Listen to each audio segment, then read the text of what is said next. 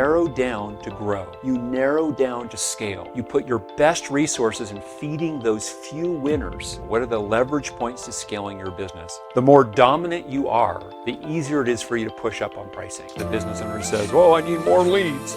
Do you need more leads or do you need better leads? Maui Mastermind presents the Business Coach Podcast, answering your questions and providing real actionable insights for building a better, stronger, more profitable business without sacrificing your time, life, or freedom anymore.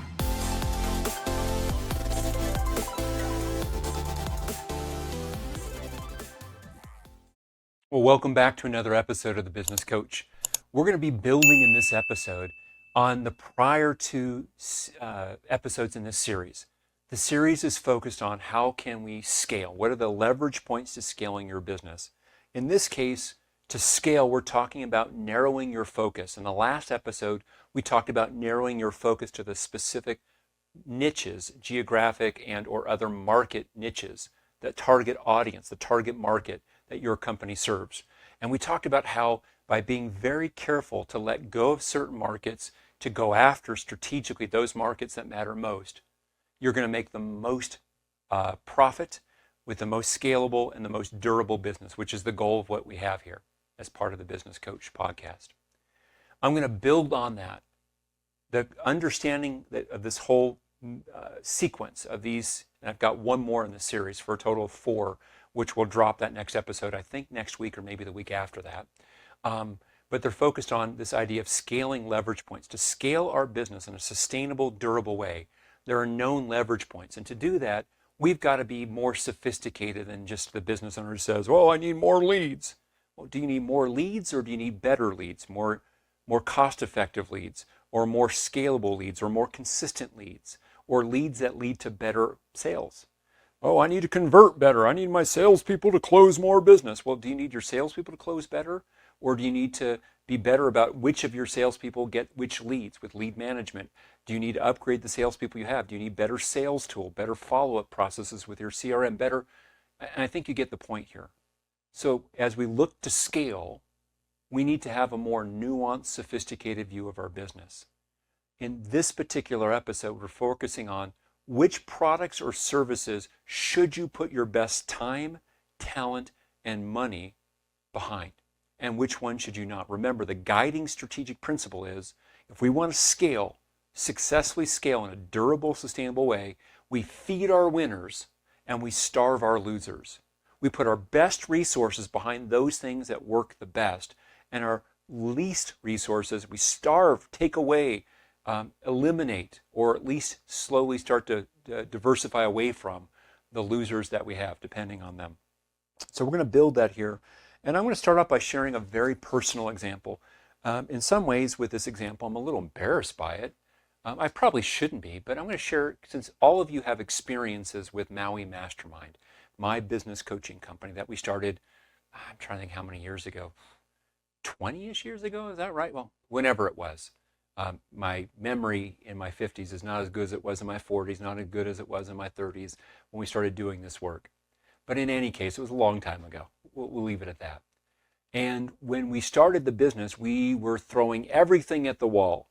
You know, we did online courses, we did membership websites, we did workshops, we had our coaching program, we did everything. We did some consulting work that we did. And over time, what has helped us the most to scale is to narrow down what we do and who we do it for. And we've done that. I shared in the last episode about narrowing your marketplace, but I want to use us as an example because you have some familiarity with it. And then I want to give you a structure, a framework, a simple matrix that will let you lay out your products and services so that you can make an intelligent, really solid decision of which products or services that you currently offer to put best energy behind, which to get rid of, and which to coast on for a bit of time. And I'll give that to you all in this one episode. So let's start off by looking at it this way. A long time ago, when we look at the Maui businesses, we did a lot of different things, right? We had online courses about growing your business. We had online courses about how to be a smarter, intelligent investor as well. We also did membership website. We had, way back when, we had a membership website where hundreds of people were paying $100 a month. So we were generating, when you look at these online courses, probably during that time period, it was probably around about 300 grand of revenue from this. Again, this is a long time ago. The membership website probably was closer to about $400,000 of revenue generated from this part. We had the workshops that were generating probably somewhere in the neighborhood of about $1 to $2 million. And then you had the coaching that we were doing. We call that our BCP, our business coaching program. And at that time, it was probably generating, around about $500,000 of revenue. Now, when you look at that, one thing to say to yourself is, wow, okay, of those things that you've got here, your workshops are the workhorse. They're the ones generating the most revenue. But what we decided, and I'll go through the process by which you make this decision in just a moment.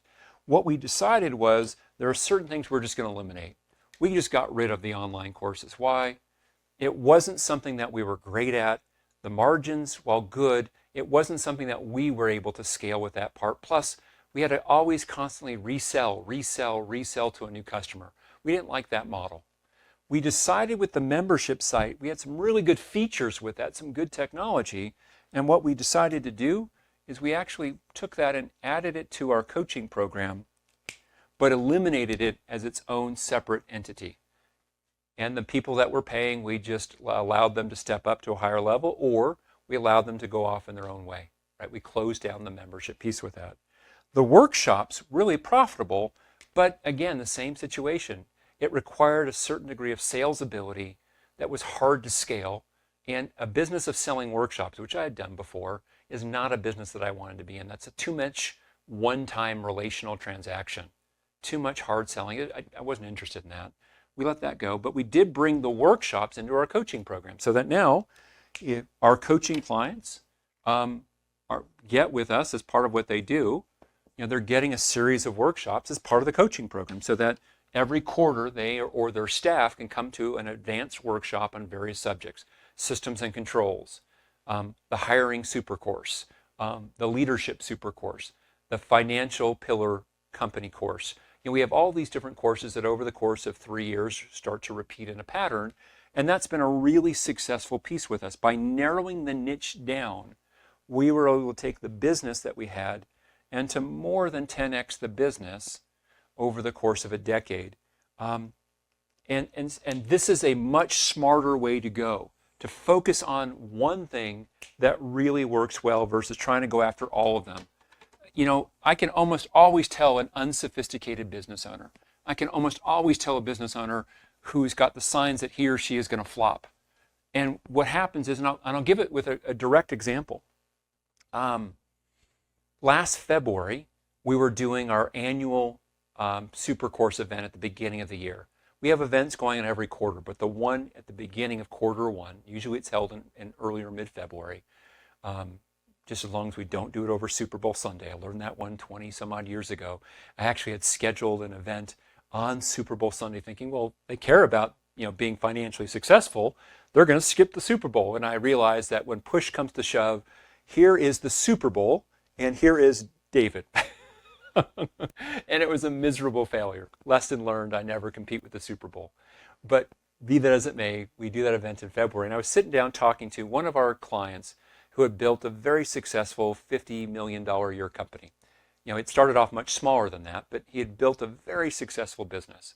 And much of our client base now, because of the relationship we have, and because we formally asked them to generate referrals and bring referrals, including bringing guests to an event like that. Now, at that event, probably 85% of the people there were existing business coaching clients, but about 15% were referral guests at that event. And so I sat and talked with this guy. I can still remember in the room we were in, where we were to the stage left, right by the screen there. He was sitting down next to our client, who was gone for the moment. I just was having a 10-minute conversation with him. I tried very hard to get around the rooms and spend time with clients and guests for that event, even though there's several hundred people there. I'll do my best. And we're having this conversation. He was explaining to me that he has 5 business opportunities. One of these business opportunities for him was a $50 to $100 million business opportunity. It was a great business opportunity that he had already started on, but hadn't put his best talent from it. And I was looking at what was going on. He also described these other parts, these other businesses he was doing, one of which was a smaller business opportunity to do an online training program in this niche that he was working on. The best opportunity for him was in a financing world, for financing people in this particular niche, students in this niche. Here he was putting his best energy, without even realizing he was doing it, into a niche where this particular product for him, his comment was, well, this could be a $2-3 million a year business that I wouldn't have to do anything from. I would be passive income for me, mailbox money for me. And his first comment was, David, this is so easy. I should just do it. It's such a low-hanging fruit. I should do it. And I said to him, well, rarely is it that easy. Oh, no, it is that easy. And then he went to a second one. Once we set it up, it'll just run without me. I'm like, well, how much time is it taking from you right now, this so easy thing? Oh, no, David. Once I get it set up, it'll just run by itself. To which I told him, I said, rarely does any business just, quote, run by itself, close quote. And because you're an existing business owner, you get it. Nothing just runs by itself, not in the beginning. Later on, years later, when you've got great staff, great systems and internal controls and a culture that holds it all together, wonderful. But early on, as a startup, doesn't happen that way. But then he goes and says, David, I've already done most of the work. And I said, well, I don't care that you've done most of the work. This other opportunity is 10 to 20 times bigger for you, 50 times bigger for you. Why are you putting your energy here? It should go here. To which he then went to his fourth excuse, which was, well, I've already invested so much. I've spent about $1 million on the technology and the time to set this up. To leave it now would be a crime. To which I'm thinking, he's already had excuse 1, excuse 2, excuse 3, excuse 4. He's not going to hear it from me, right? I've learned. Early on, I would have really tried to get in there and change him. When I realized I can't change anybody. If you're wanting to make a big difference in your business and you're open to outside feedback, we can help take your company from 10 million to 100 million. We can help take your company from 1 million to 10 million. Absolutely. We've done it again and again and again. But if you're closed-minded and all you're going to do is argue back about all the reasons why what you're doing is already the right way, then I just say, well, we're the wrong people for you. In this case, I said to the guy, smiled and said, that's fine. But here's my point with this. It is so common for business owners to say things like, this is easy, I should put my attention here. This is something that once I get it going, it's going to run by itself. I've already invested so much. I've already got it so close. Screw all of that. Pardon my language. Screw all of that. You as a business owner, if you want to successfully scale profitably, durably, enjoyably, focus on those products or services, and like we talked about in the last episode, those market niches where you have the best advantages on. Let's go through a structure for how to do that. When I look at his business life versus my business life, if I had done it his way, and I was tempted to do it, keeping all these other business lines open, these other product lines or service lines open, we would probably never be talking today, right? I would be too busy working in the businesses, trying to go after too many things. You narrow down to grow. You narrow down to scale. You put your best resources in feeding those few winners. And you get the resources by starving your losers, which means we've got to eliminate some of the parts. Let's jump into an example here. So in our example here right now, I want to share, we're going to talk about a manufacturer. This could be a service business, but I already gave you a service business example of my own company. We were a service business. I want to give you a manufacturer. And this manufacturer, we're going to pretend this manufacturer has 5 different product lines. They've got the X100 series, the X200, the X300, the 900 series, and the RV7 series. I laugh. It is really common that the engineering manufacturing companies we work with, the way they name their products is almost always with numbers and letters. It's the X2000, the X3000, and I smile. It's a great way of doing it in that world, and their customers like it, but I can almost always tell who's an engineer who came up with the names of this stuff. Coming back into our example here right now. So I'm going to lay out on one column the different products or services that I have. And then I'm going to ask, just like we did in the last episode, what's the total revenue and the total gross profit for each. So for example, my X100 series has $2 million of total revenue, and it has $500,000 of gross profit. If I take $500,000 of gross profit, divide it by my $2 million of revenue, then it gives me a gross profit margin of 25%. That's the way that it works. We take the gross profit divided by total revenue. That number gives me the gross profit margin, which is how much gross profit I make from that product or service, or that product or service line, relative to the revenue, total sales, from that product or service line. And in our example, I can just go down the part, and I'm going to look at that, because gross profit is a great way for me now to compare apples to apples. So I can see that my X100 has a 25% gross profit margin. My X200 has a 60% gross profit margin. My X300, 60%. My TX 900's 80% gross profit margin. And then my RV7 series has 50%. That's one way to look at your products, to line them up right next to each other and get an apples to apples comparison of profitability. To do that, we have to look at not the revenue, but we have to have an apples to apples comparison of gross profit as a margin. So when I can look at my 3 product or service lines, or in the example here we had 5 product lines, I can now see that based on them, I can see in terms of the filter of profitability, I can compare and say my X100 is the least profitable of what I have with that part. But my most profitable from what I have is the TX 900 series. Okay, that's one point of information. It's not enough yet to make the decision on that, right? I can't just decide that. I've got to look at a few other categories. We're going to look at, just like we did last time, we're going to look at dominance, scalability, and durability. We're going to look at each of these product lines based on dominance, durability, and scalability. So coming back to that, dominance is how strong are you as a competitor in that market niche for that product line. When a customer is looking at your product or service X versus somebody else's, if they almost always choose you, you're dominant. If they almost always choose the others, if they're in there in competition, then you're very low on the dominant side. So how dominant are you in this case about this product or service line in your market space? And you're going to get your best number 1 to 5 based on your best historical experience for you guys. Then you're going to look at scalability. Scalability says how big is the opportunity to grow sales for this particular product or service or product line or service line. If it's got immense opportunity and you've just scratched the surface, it's going to be a 5. If it's, David, we've totally maxed out the market, there are no more sales available for this based on this product that we sell, that's going to be a 1. Most likely it's somewhere in between. And then durability says how long will the demand be there for this particular product or service line. The longer that demand is going to likely be there, the higher it is in terms of durability. So now we can look at, and basically we're looking at our products and services by 4 filters. How profitable? How does it stack up in terms of dominance? How does it stack up in terms of scalability? How does it stack up in terms of durability? Now let's come back into our example here and let's do this together.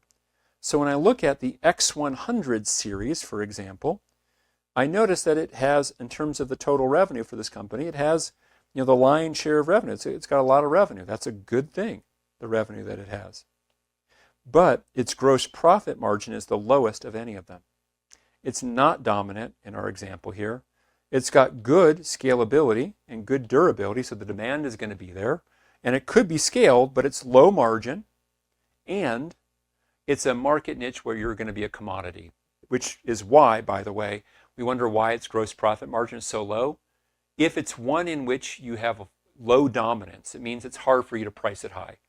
The more dominant you are, the easier it is for you to push up on pricing. If I'm a 5 in terms of dominance, then I'm going to be able to charge more.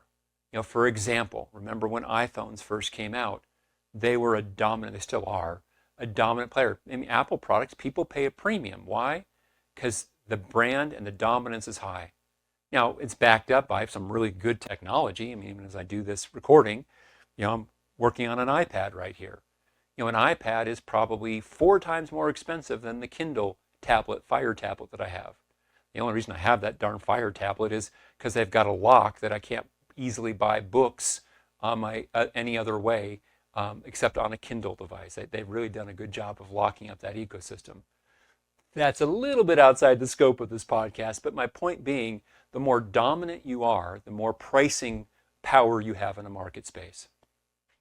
But in our example here, right, we've learned that the X100 is not so good with that. It's got low margins, low dominance. Now the X200 series, that's interesting. It's got really reasonably good margins, but it's low on the dominance, low on the scalability, and only so-so in terms of durability. Probably don't want to put all of our eggs in that basket, do we? Now let's go over here to the X300. It's got good gross profit margin, 60%. It's got good dominance, but it's not scalable at all. We gave it a 1 out of 5 in terms of scalability. But it is durable. It's going to go on for a long, long time. And then we look at the X900 series. It's got great profit margin, 80%. It's got so-so dominance. We're 3 out of 5. It's got really good scalability at a 4, really good durability. It's going to go on for a long time. That's interesting. And then we've got the RV700 series, and that's got okay gross profit at 50%. It's got great dominance. We're the best player in that space.